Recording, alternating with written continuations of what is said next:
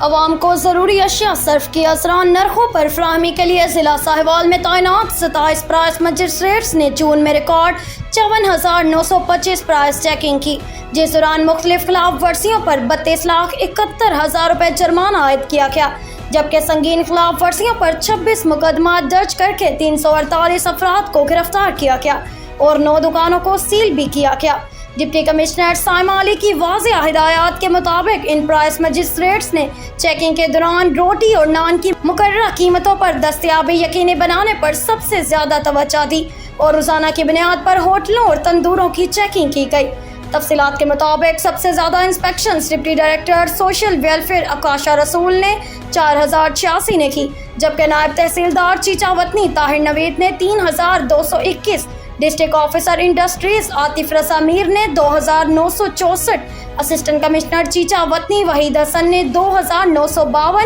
نائب تحصیلدار ساہیوال محمد ظفر مغل نے 2,629، نائب تحصیلدار ساہیوال محمد حیات نے 2,621، نائب تحصیلدار ساہیوال وقاص حسین نے 2,552، اسسٹنٹ ڈائریکٹر زراعت محمد ثاقب نے 2,469 اور تحصیلدار انڈر ٹریننگ نعمان اقبال اور حافظ محمد شکیل نے بالترتیب 2,141 اور 2,103 انسپیکشنز کی۔